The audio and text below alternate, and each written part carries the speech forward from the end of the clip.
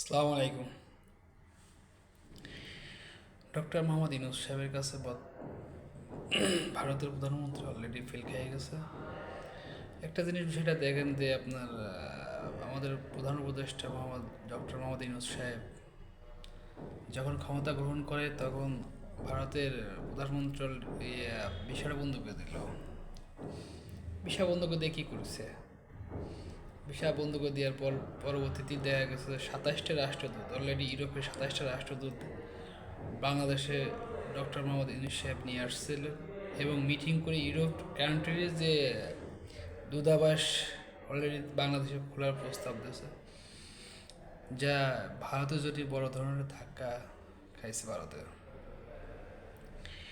আপনার প্রতিটা সেক্টরে দেখেন, প্রতিটা সেক্টরে এই প্রধান উপদেষ্টার ডক্টর মোহাম্মদ ইউনূস সাহেব হওয়ার পরেই ভারত প্রতিটা সেক্টরে ধাক্কা খাচ্ছে এবং প্রতিটা সেক্টরে সে ফেল খাচ্ছে। কিছুদিন আগে যে একটা বৈঠক আসলো, ভারতের পররাষ্ট্র সচিব আসলেন, এসে সেখানেও সে অলরেডি কূটনৈতিকভাবে ফেল খেয়েছে। তো এইভাবে চলতে থাকলে তো বাংলাদেশের খুবই হচ্ছে কাছে লজ্জাজনকভাবে হাঁটতেছে ডক্টর মোদি সাহেব। একটা বিষয় যে লালমনিরহাটের বিমানবন্দর, সে ব্রিটিশ আমলে সে বিমানবন্দরটা চালু করার জন্য যে পরিকল্পনা হাতে আছে, যা বিগত কোনো সরকার আজ পর্যন্ত এরকম পরিকল্পনা হাতে নিতে পারে নাই। এরকম যদি কিছুদিন থাকে, 2 বছর 3 বছর যদি সরকার 3 বছর থাকেই তত্ত্বাবধায়ক সরকার, তার বাংলাদেশটা আরও উন্নত এবং রোল মডেল হিসাবে পরিণত হবে। বাংলাদেশের কত উন্নয়নমূলক কাজকাম প্রচুর পরিমাণ করতেছে এবং বাংলাদেশ এখন সীমান্তবর্তী যে কোনো জায়গায় বুক ফুলে কথা বলতে পারতেছে। বৈদেশিকভাবে বাংলাদেশের সম্মান বাড়ছে।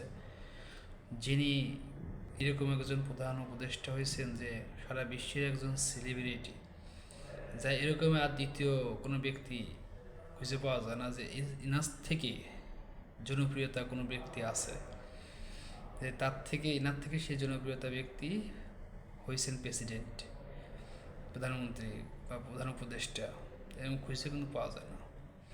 আর তার সাথে পাল্লা নিতে যে মোদি সাহেব বড় বড় কথা বলছে, বড় বড় ডায়লগ দিচ্ছে, বড় বড় দিচ্ছে, অথচ তার সাথে পারে না এসে। ভারতে একটা ধাক্কা দিচ্ছে মোদি, আমাদের উপদেষ্টা লালমনিরহাট নিয়ে, সেটা নিয়ে কিন্তু ভারত অনেক উপকার। আরও যদি সরঞ্জাম যা আনতেছে বৈদেশিক থেকে, সেগুলো আসলে তো মনে করেন যে আরও ভারত কাবু হয়ে যাবে।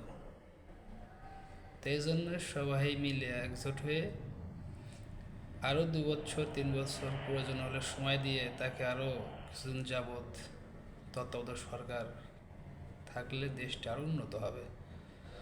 কারণ এরকমের সাহস নেওয়ার মতো কোনো উপদেষ্টা বা কোনো মন্ত্রী আজ পর্যন্ত সাহস পায় না যে ভারতের বিরুদ্ধে কথা বলে ভারতের সাথে যুদ্ধ করে টিকে থাকার মতো। আর ইনি এমন একজন লোক যে ঠান্ডা মাথায় সব কিছু ঠান্ডা মাথায় পরিকল্পনা করে ঠান্ডা মাথায় এগিয়ে যাচ্ছে, যা ভারত কি বললো না বললো ওগুলো কানে নেওয়ার সময় আমাদের উপদেষ্টার সময় নেই।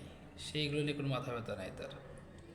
কারণ ভারত যা বলার দরকার বলতেছে, আর সে যা করার দরকার সে একটু আস্তে আস্তে আস্তে আস্তে করে সে করতেছে, যা ভারতের জন্য খুব চিন্তার উদ্বেগজনক বিষয়। একটা বিষয় দেখেন যে যখন আমাদের উপদেষ্টা সাহেব আসলেন, তখন থেকেই কিন্তু পাকিস্তানের সাথে একটা সুসম্পর্ক হয়েছে বাংলাদেশের, যেটা সুসম্পর্ক আমাদের পাশের রাষ্ট্র ভারত কখনো মেনে নিতে চাচ্ছে না। কারণ সে যদি আসে তাহলে বাংলাদেশের উপরে ভারতের দাদাগিরি কমে যাবে। এই ভয়তে সে পাকিস্তানের সাথে সম্পর্ক করতে দিচ্ছে না। অথচ পাকিস্তানের সাথে সম্পর্ক করলে বাংলাদেশেরই উন্নয়ন, বাংলাদেশের লাভবান। কিন্তু ভারত চায় বাংলাদেশ পাকিস্তানের সম্পর্ক না করে ভারতের গুণগত থাকুক, ভারত বাংলাদেশকে একটা উপদেশ হিসাবে সে তারা থাকুক। কিন্তু বাংলার মানুষ যে সেই 5ই আগস্টে স্বৈর শাসক যেভাবে বিদায় দিছে, বাংলার মানুষ যেভাবে স্বাধীন করছিল দেশটা, বাংলার মানুষ যে কি সাহসী মানুষ সেটা সম্পর্কে হয়তো নরেন্দ্র মোদী আজও জানে না, যে কারণবশত আজও বাংলাদেশকে নিয়ে ষড়যন্ত্রে লিপ্ত।